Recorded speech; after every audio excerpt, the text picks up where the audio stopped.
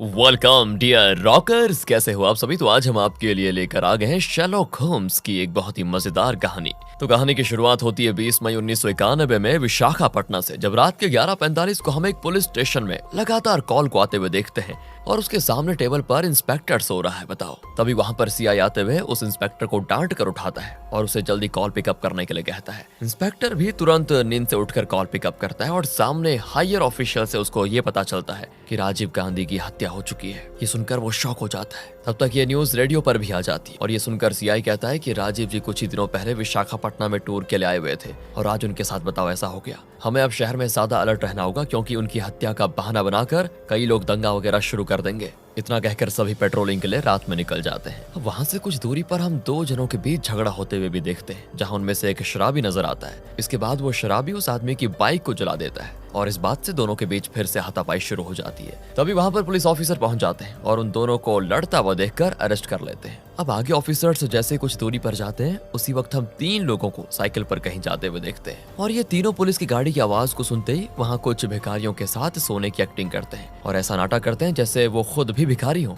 अब आगे हमें कार में कुछ लोगों को बैठा हुआ देखते हैं, जहाँ वो लोग भी अपना रास्ता बदल लेते हैं क्योंकि पुलिस के सायरन की आवाज से वो भी डर जाते हैं। और ये सभी पुलिस से डर क्यों रहे, इस बारे में जल्दी पता चल जाएगा आपको। अगली सुबह की बात है, बीच पर एक कपल घूम रहा होता है, जहाँ उनके बीच एक भिखारी बच्चा आकर पैसे मांगता है, जिस पर बॉयफ्रेंड कहता है कि अरे मेरे पास 25 पैसे नहीं है, तुझे क्या दे दूं मैं। वो बच्चा कहता है तेरी हालत तो मुझसे भी खराब है, ये ले मेरी तरफ से तू रख ले 25 पैसे। तो दोस्तों वो लड़का उस भिखारी से, मतलब जो पैसे मांगने आया था, उससे पूछता है कि तुम्हें ये पैसे कहाँ से मिले। जवाब में वो बीच की तरफ इशारा करता है जहाँ एक लड़की की डेड बॉडी रेत पर पड़ी होती है और उस डेड बॉडी के पास ही उस बच्चे को पैसे मिले थे। आगे डेड बॉडी के बारे में सीआई को बताया जाता है, जिसके बाद वहाँ पर ऑफिसर्स आकर लड़की के बारे में पता करते हैं। तब उनको पता चलता है कि लड़की का नाम मैरी है और वो यहीं करीब में रहती है। वहीं पर हम एक रिपोर्टर को भी देखते हैं जो सीआई से पूछता है कि क्या आपको इस बात का पता चला कि लड़की ने खुदकुशी की है या फिर उसका मर्डर हुआ है। तो सीआई जवाब देता है कि देखो हमें इस बारे में अभी तक कुछ पता नहीं चला, जल्दी पता कर लेंगे। ये सुनकर तो रिपोर्टर गुस्से में कहने लग जाता है कि बस आप लोग तो यही कहते रहेंगे और पूरे शहर में ऐसे ही लोग मरते रहेंगे।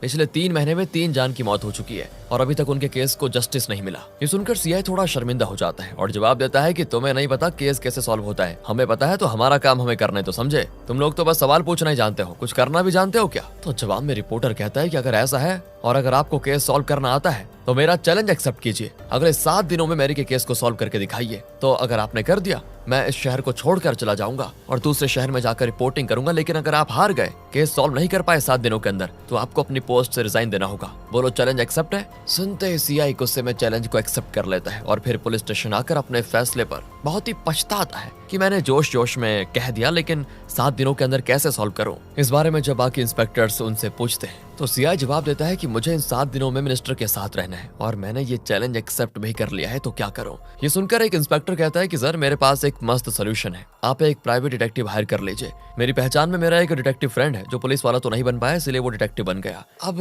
ये बातें सोचकर सीआई डिटेक्टिव के लिए मान जाता है। आगे हम दोस्तों उस डिटेक्टिव को देख पाते हैं जिसका नाम होता है कृष्णा। कृष्णा एक रामायण का प्ले देखने के लिए आया होता है क्योंकि वहाँ पर एक औरत की ज्वेलरी चोरी हो गए थे और उसके पति ने कृष्णा को ज्वेलरी ढूंढने का काम दिया था, पर कई घंटे होने के बाद भी कृष्णा ज्वेलरी नहीं ढूंढ पा रहा था। तभी अचानक से उसके दिमाग में कुछ क्लिक होता है और वो अपने क्लाइंट से कहता है कि सुनिए, आपका ज्वेलरी स्टेज पर जो रावण बना है ना, उसने चुराया है, जिसमें उसकी मदद लक्ष्मी बने हुए उस आदमी ने की है। ये सुनकर वो आदमी स्टेज की तरफ बढ़ ही रहा होता है कि तभी कृष्णा उसको रोकते हुए कहता है कि रुकिए, इस वक्त वो ज्वेलरी उन दोनों के पास भी नहीं है, बल्कि सीता बनी हुई उस लेडी के पास है, जहाँ की उसकी ये बात सच निकल जाती है। तो इस पर कृष्णा के मॉम डैड पूछते हैं कि तुम्हें ये कैसे पता चला। कृष्णा कहता है मैंने तो बस तुक्का मारा, क्योंकि जब राम भगवान का वनवास सीन चल रहा था उस वक्त भी सीता माँ बनी हुई औरत ने कुछ सोने के ज्वेलरी पहने हुए थे जो कि सीन में बिल्कुल फिट नहीं हो रहे थे, इसीलिए मुझे ऐसा लगा कि शायद उसी ने चुराया होगा और बात बिल्कुल सही निकल गई।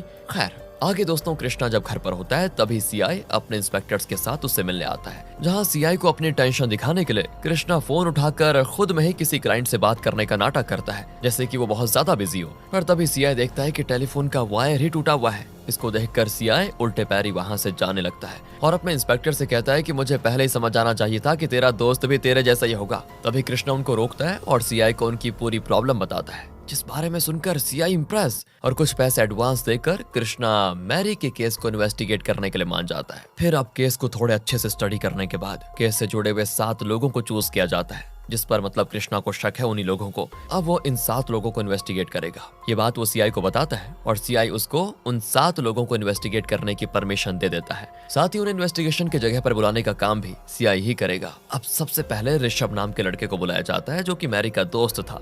ऋषभ कहता है कि सर, मैंने मैरी को नहीं मारा, वो मेरी बहन जैसी थी। इसके बाद ऋषभ कृष्णा को सारी चीजें बताने लग जाता है और तभी वहां पर कांस्टेबल लक्ष्मी भी पहुंच जाती है, जिसे सीआई ने कृष्णा की मदद करने के लिए भेजा हुआ है। आगे ऋषभ बताता है कि मुझे मैरी की दोस्त ब्रह्मा पसंद आ गई थी, वो भी मुझे पसंद करने लग गई थी। हम दोनों साथ मिलने लगे और एक दिन ब्रह्मा ने मुझसे कहा कि मेरी एक विश है कि जब भी मेरा बर्थडे आएगा ना, तो मैं एक बीच पर जाकर केक कट करूं, वहीं पर सेलिब्रेट करूं। मतलब पर क्या है कि मेरी फैमिली ऐसा नहीं करने देगी, वो बहुत ही स्ट्रिक्ट है और एक तरह से मुझे बंदी बनाकर रखती है। अब ऋषभ आगे कहता है कि उसकी ये बातें सुनने के बाद मैंने उसकी विश पूरी करने का वादा किया। दोस्तों, अब दिखाते हैं बर्थडे वाले दिन, यानी कि 20 मई को ऋषभ, मैरी और उसके दोस्त झांसी की मदद से ब्रह्मा को बीच पर लेकर आ जाते हैं ये लोग, और ये सभी फिर ब्रह्मा का बर्थडे सेलिब्रेट करते हैं। जिसके बाद ब्रह्मा और ऋषभ अकेले में किस करने वाले होते हैं कि तभी वहां पर इंस्पेक्टर मल्होत्रा पहुंच जाता है, जो कि उस एरिया में इंस्पेक्टर है। इन दोनों को कार में बैठकर किस करते हुए देख लेता है वो इंस्पेक्टर। जिसके बाद वो दोनों को बाहर निकलकर उन पर चिल्लाने भी लग जाता है और एक तरह से अपनी धौंस जमाते हुए उनको मारता भी है कि तभी मैरी और झांसी, जो कि उन दोनों से कुछ दूरी पर खड़ी होती है, वहां से झांसी के चिल्लाने की आवाज आती है और जैसे ये सभी वहां पर जाते हैं, उन्हें मैरी की डेड बॉडी नजर आती है, जिसके गले को काटकर उसको मार दिया गया था। ये देखकर मल्होत्रा उन तीनों से कहता है कि तुम सभी ने प्लान बनाकर इसको यहाँ पर मारा है, समझे? और दोस्तों, मल्होत्रा खुद इस केस में ना फंस जाए, इस वजह से वो वहां से भाग जाता है। फिर ब्रह्मा, ऋषभ और झांसी भी वहां से भागने का फैसला करते हैं, क्योंकि मर्डर हो गया था, वो डर गए थे। जिसमें सबसे पहले तो उनका कारण ये होता है भागने का कि वो इस केस में बिना कुछ किए फंस सकते हैं, और दूसरा ये कि अगर ऋषभ के ऊपर किसी भी तरह की एफआईआर या केस का इल्जाम लग गया तो ऋषभ को कभी वीजा नहीं मिल पाएगा और उसका दुबई में जाकर काम करने का सपना कभी पूरा नहीं हो पाएगा। इन 2 कारणों को बचाने के लिए ये तीनों वहां से तुरंत भाग जाते हैं। और तब झांसी बताती है कि अरे, मैं कुछ समय के लिए मैरी से दूर गई थी और जब मैं वापस आई तो मैंने देखा वो मरी पड़ी है। फिर ये तीनों उस रात कार में बैठकर बीच से भाग जाते हैं। और मूवी की शुरुआत में हमने कार को अपना रास्ता बदलते हुए देखा था ना, ये उन्हीं की कार होती है, क्योंकि इनको पुलिस दिख गई थी, इसीलिए इन्होंने अपना रास्ता बदल दिया। अब दोस्तों, प्रेजेंट में कृष्णा ऋषभ की पूरी कहानी सुनने के बाद ब्रह्मा को इन्वेस्टिगेट करने के लिए बुलाता है, जहां ब्रह्मा बताती है कि मेरे माँ बाप नहीं है और मैं मेरे भाई भाभी के साथ रहती हूँ, जिन्हें मैं पसंद नहीं। इसके साथ ही मेरे भाई को तो मुझ पर शक हो गया था कि मेरा किसी लड़के के साथ चक्कर चल रहा है, क्योंकि उन्होंने मुझे एक दिन ऋषभ के साथ बाइक पर देख लिया था, पर किसी तरह मैं वहां से बच निकल गई थी। फिर उस दिन बर्थडे के दिन हम चारों बीच पर गए थे। तभी वहां पर जब हम दोनों अकेले थे तो 3 मछुआरे आ गए और वो मुझको छेड़ने लगे। उसी वक्त झांसी की आवाज आई और जब वहां पहुंचे तो हमने वहां मैरी की डेड बॉडी देखी। अब कृष्णा फिर ब्रह्मा से सवाल करता है कि तुमने अगले दिन पुलिस को ये सारी बातें क्यों नहीं बताई? जवाब में वो कहती है कि मैं बहुत डर गई थी और अगर ये बात मेरे भाई को पता चल जाती तो मेरी प्रॉब्लम्स और बढ़ जाती, इसी वजह से मैं पुलिस के पास नहीं गई। दोस्तों, अब यहाँ पर ब्रह्मा और ऋषभ की कहानी में काफी बातें अलग है, आपने भी गौर किया होगा। आगे कृष्णा फिर झांसी से पूछताछ करता है, जहाँ झांसी से उसको कुछ ज्यादा बातें पता नहीं चलती, पर यह बात पता चल जाती है कि झांसी एक लेस्बियन है। कृष्णा झांसी से कहता है कि मुझे पता है कि उस रात क्या हुआ होगा, तुम्हें मैरी पर क्रश था, इसके बाद तुमने उस रात उसको अलग में ले जाकर प्रपोज किया और फिर जब मैरी ने तुम्हें मना कर दिया तो तुमने उसको चाकू से मार दिया, राइट? ऐसा दोस्तों कृष्णा इसीलिए कह रहा होता है क्योंकि उसने कुछ देर पहले ही झांसी की एक दोस्त से बात की थी, जिसने कृष्णा को ये बताया था कि झांसी मैरी को पसंद करती थी और उसको पाने के लिए झांसी बिल्कुल पागल थी। हालांकि झांसी इस बात को एक्सेप्ट करती है कि मैं मैरी के लिए पागल थी, पर वो ये भी कहती है कि मैं मैरी को मार नहीं सकती, वो मेरा प्यार थी। फिर वो आगे बताती है कि हाँ, उस रात मैंने मैरी को प्रपोज किया, लेकिन इस बात से हमें बहस हो गई और वो मेरा प्रपोजल एक्सेप्ट नहीं की, लेकिन गुस्से में उसने मेरे सिर पे कुछ मारा भी उसके बाद, और फिर मैं 10 मिनट के लिए बेहोश हो गई। जब मैं उठी तो मैंने देखा कि मैरी मरी हुई है। ये क्या दोस्तों, सभी की कहानी बिल्कुल अलग होती जा रही है। कृष्णा तो सुनकर कंफ्यूज ही हो जाता है कि क्या क्या हो रहा है ये। साथ ही 4 दिन बीत चुके होते हैं और रिपोर्टर सीआई से कहता है कि बस 3 दिनों में आपको रिजाइन करना होगा, जिस वजह से सीआई कृष्णा के ऊपर और जोर देते हुए कहता है कि जल्दी केस सॉल्व करो, मेरी जॉब दांव पर लगी हुई है। तो इसी दौरान कृष्णा को एक मास्क वाला आदमी उसको घूरते हुए नजर आता है, जहां कृष्णा उसको पकड़ते हुए उसका मास्क तो हटा देता है, पर तब तक वो आदमी वहां से भाग जाता है और कृष्णा उस आदमी का चेहरा नहीं देख पाता। केस का 5वां दिन है दोस्तों आज।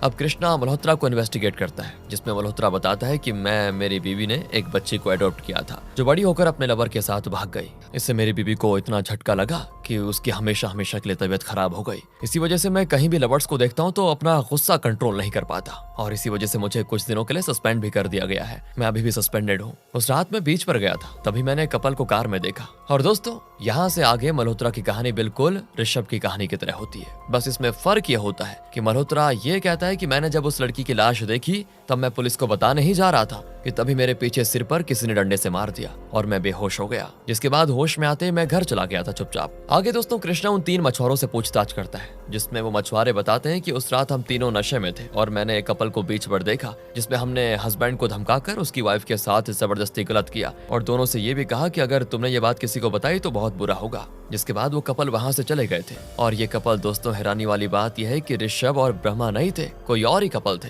पर इसी इन्वेस्टिगेशन के चलते एक दूसरा ही सेक्सुअल असॉल्ट का केस सॉल्व हो जाता है, जिसके बारे में किसी को पता नहीं था, मतलब ये मछुआरों वाला केस। आगे वो मछुआरे कहते हैं कि हमने फिर वहां पर एक लड़की की रोने की आवाज सुनी और फिर वहां जाकर देखा कि 3 जन एक डेड बॉडी के पास खड़े हुए हैं। हम डर गए थे और वहां से भाग गए। दोस्तों, यही हमें मूवी की शुरुआत में दिखाया गया था, जहां पर 3 लोग पुलिस के सायरन की आवाज को सुनते ही भिखारियों की तरह सोने का नाटक करते हैं। याद है ना आपको वो सीन? तो वो तीनों यही मछुआरे थे। अब इस वक्त तक केस का 6वां दिन शुरू हो जाता है, यानी कि केस को सॉल्व करने के लिए सिर्फ 2 दिन बचे हैं। आज 6वां और कल 7वां। सीआई इससे बहुत ही टेंशन में आ जाता है कि कृष्णा ने अभी तक सॉल्व क्यों नहीं किया केस। वो गुस्से में ही कृष्णा को केस से निकाल देता है, पर तब भी कृष्णा जिद पर अड़ा होता है कि मैं इस केस को सॉल्व करके ही रहूंगा अब, क्योंकि अब यह मेरा पर्सनल केस हो चुका है। तो लक्ष्मी उसे पूछती है कि इस केस को सॉल्व करने के लिए इतना जिद क्यों कर रहे हो? जवाब में कृष्णा बताता है कि मैं एक छोटे गांव से हूँ और मेरा सपना था कि मैं पुलिस ऑफिसर बनूं, जिसके लिए मैं अपने परिवार के साथ यहाँ पर आया। हालांकि मैंने कई बार एग्जाम दिया पर मैं पास नहीं हो पाया।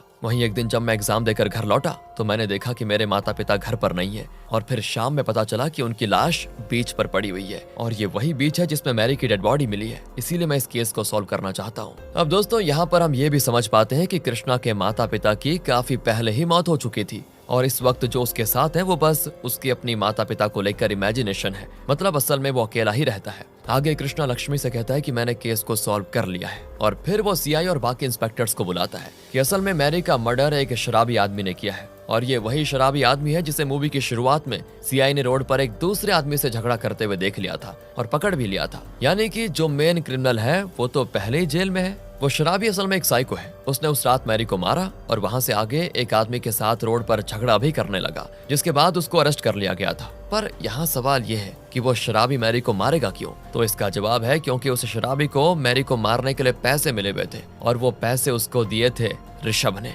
यानी कि ऋषभ ने ही मैरी को मारने की सुपारी दी थी। पर अब सवाल दोबारा ये आता है कि ऋषभ ने ऐसा किया क्यों? जिसका जवाब है कि ऋषभ ने ये सब ब्रह्मा के कहने पर किया, और ब्रह्मा वैसी लड़की नहीं है जैसा वो खुद को दिखाती है। ब्रह्मा असल में अमीर परिवार से थी, पर उसके माता पिता की मौत के बाद उसके पास पैसे नहीं बचे और उसे अपने भाई भाभी के साथ रहना पड़ा, जहाँ अपने भाई भाभी को नीची नजरों से वो देखती थी क्योंकि वो गरीब थे और ब्रह्मा को हमेशा उनसे पैसे मांगने पड़ते थे। आगे ब्रह्मा की मैरी से दोस्ती हुई और फिर ब्रह्मा ने उसी चैरिटेबल ट्रस्ट को ज्वाइन कर लिया जहाँ मैरी काम किया करती थी, जिससे दोनों की दोस्ती और बढ़ गई। अब वहीं दोस्तों, ब्रह्मा चैरिटेबल ट्रस्ट में शास्त्री नाम के एक डॉक्टर से मिलती है, इसलिए ब्रह्मा उससे शादी करने के सपने देखती है। उस ट्रस्ट को माइकल नाम का एक फादर मैनेज कर रहा होता है, और एक दिन उस ट्रस्ट का ओनर आ जाता है वहां पर, जो माइकल से कहता है कि मैं तुम्हें जितने पैसे भेजता हूँ तुम उन पैसों को खुद ही खा जाते हो ना, ट्रस्ट के बच्चों के लिए कुछ नहीं करते ना। देखो अगले 1 हफ्ते में मुझे वो सारे पैसे चाहिए किसी भी तरह वापस। माइकल ये सुनकर टेंशन में आ जाता है कि मैं कैसे इतने सारे पैसे लेकर लाऊंगा। तभी ये बात ब्रह्मा भी सुन लेती है और फिर उसके दिमाग में पैसों के लालच के चलते एक बहुत ही घिनौना प्लान आता है। अब ब्रह्मा माइकल और शास्त्री से कहती है कि हमारे ट्रस्ट में हैंडीकैप बच्चे हैं, हमें उन बच्चों की किडनी को ब्लैक मार्केट में बेचना होगा, जिससे हमें बहुत पैसे आ जाएंगे।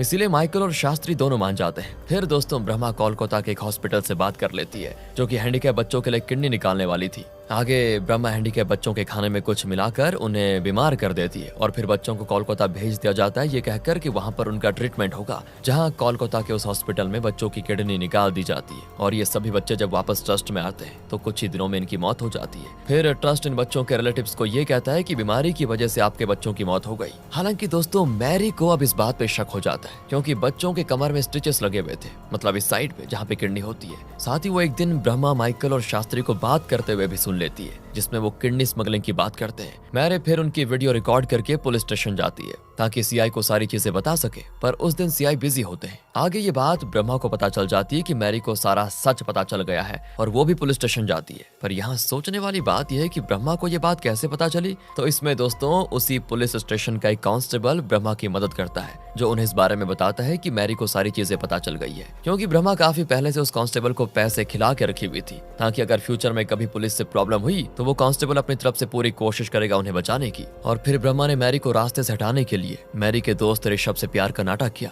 और उसे ऐसा मैनिपुलेट किया जैसे कि मैरी को ब्रह्मा पसंद ही नहीं है। और फिर ऋषभ के जरिए उसने मैरी को रास्ते से हटाने का फैसला कर लिया था। जहां प्यार में पागल ऋषभ ने ऐसा ही किया और उस शराबी को सुपारी देकर मैरी को मरवा दिया। उस रात मल्होत्रा के सर पर भी ब्रह्मा ने हमला किया था। और आगे ब्रह्मा और ऋषभ ने जानबूझकर दो अलग अलग कहानी बताई थी ताकि पुलिस कहानियों में फंसी रहे और उन तक पहुंच ही ना पाए। इसी के साथ कृष्णा के पेरेंट्स का भी केस सॉल्व हो जाता है, क्योंकि एक दिन उसके पेरेंट्स उस ट्रस्ट में गए थे और वहां उन्होंने माइकल और शास्त्री को ब्लैक मार्केट में किडनी बेचने की बात को सुन लिया था। जिसके बाद ब्रह्मा ने उन्हें भी रास्ते से हटा दिया, जिसके लिए उसने पहले कृष्णा के पेरेंट्स से दोस्ती की और फिर अपने बर्थडे के बहाने केक काटने के लिए बीच पर बुलाया, वहीं उन्हें मार भी दिया। ऐसे ही ब्रह्मा ने दोस्तों इस केस में भी किया था, जहां बर्थडे और कटिंग केक के बहाने उसने मैरी को भी वहीं पर मार दिया और सब कुछ क्लियर हो चुका है। पर सवाल अब ये है कि कृष्णा को ये कैसे पता चला कि उस शराबी ने मैरी को मारा। कृष्णा उस शराबी तक पहुंचा कैसे? जवाब में कृष्णा कहता है कि इसमें मैरी ने ही मेरी मदद की है। उस रात मैरी बीच पर सुडोको खेल रही थी, जहां मरते हुए उसने अपने सुडोको के पेपर पर महाराणा प्रताप के नाम पर अपने खून से क्रॉस लगा दिया और फिर वो मर गई। जब कृष्णा ने उस पेपर को देखा तब उसको ऐसा लगा कि मैरी मरने से पहले कुछ बताना चाह रही थी। तो कृष्णा ने सोचा कि महाराणा प्रताप के जरिए वो कुछ कहना चाहती है और ये सोचने पर कृष्णा को याद आया कि महाराणा प्रताप के घोड़े का नाम था चेतक और शायद मैरी कहना चाह रही थी कि उसे मारने वाला आदमी चेतक पर ही आया था, यानी कि स्कूटर पर दोस्तों, जहां उस शराबी का स्कूटर चेतक का ही था। और कृष्णा ने तुक्का लगाकर वहां से केस को सॉल्व करने की कोशिश की और इस बार भी उसका तुक्का काम कर गया, केस हो गया सॉल्व। इसी के साथ ये कहानी यहाँ पर खत्म हो जाती है। बाकी मजा आया हो आपको कहानी सुनने में तो लाइक कीजिए, चैनल को सब्सक्राइब, ध्यान रखिए अपना and finally thanks for watching.